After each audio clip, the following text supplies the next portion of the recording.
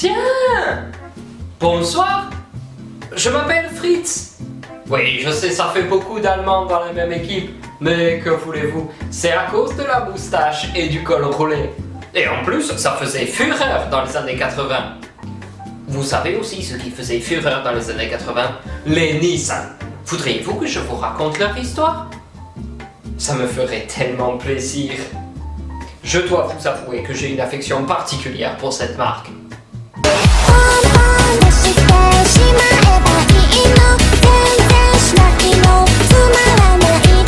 Je vais donc vous raconter l'histoire de cette belle marque.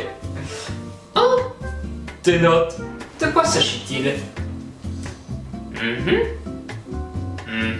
Ça parle de Nissan. Ça tombe bien. Donc, tout commence dans la petite bourgade de Tokyo, le 1er juillet 1911. L'entreprise Kawashinsha Motor Car Co., heureusement que j'ai des notes, est créée par 3 investisseurs. Non, pas vraiment, mais si ça te fait plaisir, pourquoi pas. Voici leurs noms. Kenshiro Den, Rokuro Aoyama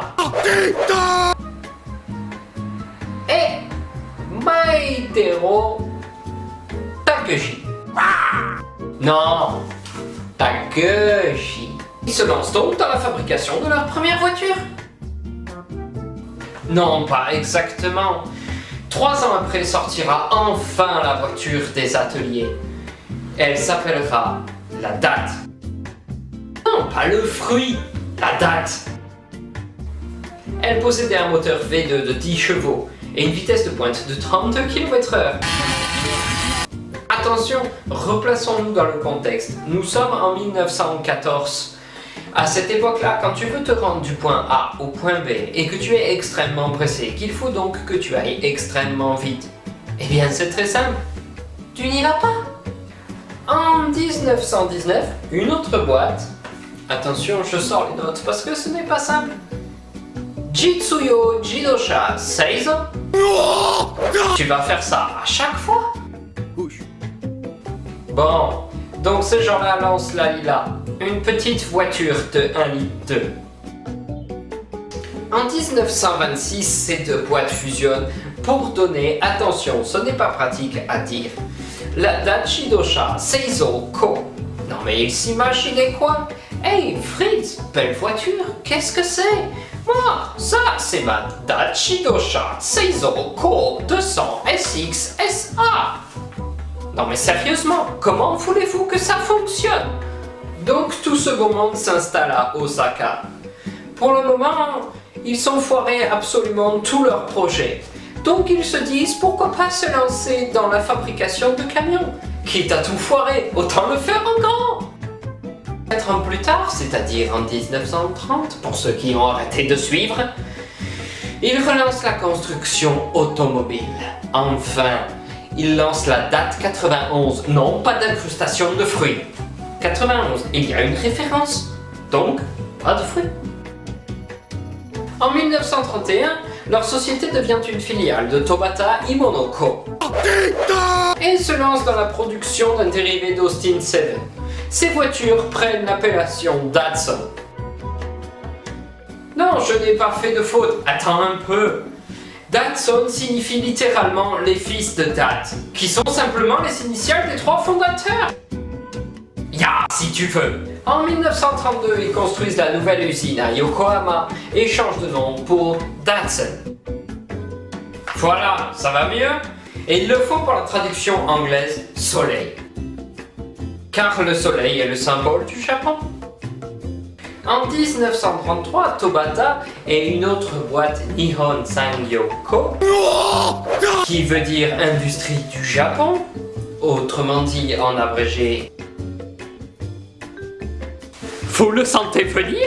Crée une nouvelle boîte et 1 an plus tard, Nihon Sangyo Co rachète la majeure partie de l'entreprise, voire même la totalité, pour créer Nissan Motor Co.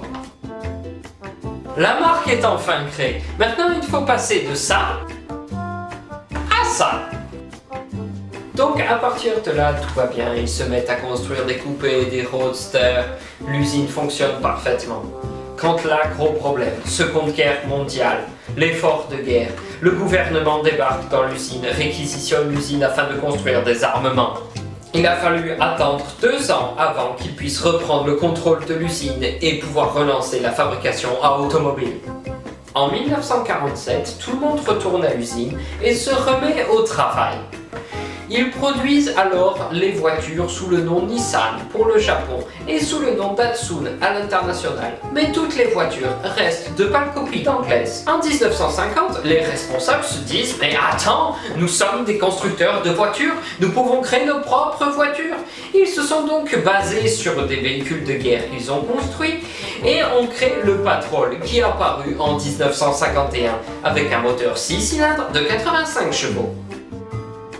À côté de Jeep Willys, c'est une Twingo.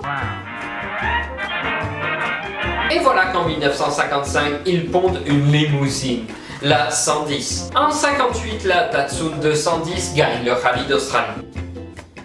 En 59, ils lancent la Datsun Bluebird et les vendent comme des petits pains. En 64, la Président, voiture de luxe.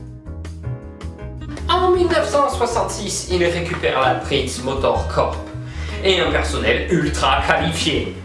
Non pas que c'était des idiots, mais bon. Ils récupèrent aussi des modèles emblématiques comme la Skyline. Ah, vous ne saviez pas que c'était aussi vieux et qu'ils l'avaient piqué en plus. Et la Gloria aussi. Ah, vous ne saviez même pas que ça existait. En 1969, ils lancent la bien connue 247. 6 cylindres, 2 litres 4, 150 chevaux, en gros la puissance d'une Porsche de l'époque pour la moitié du prix. En 1981, ils décident d'abandonner le nom Datsun, beaucoup trop connoté anglo-saxon. Maintenant que nous arrivons à créer des voitures valables, pourquoi utiliser un nom qui rappelle les Anglais ? En 1989, Nissan se rend compte que Toyota est en train d'envahir le marché nord-américain avec sa marque de prestige, Lexus. Ils se décident donc à produire des Infiniti, leur propre marque de luxe, destinée à concurrencer donc Lexus ainsi que les constructeurs allemands BMW, Audi et Volkswagen.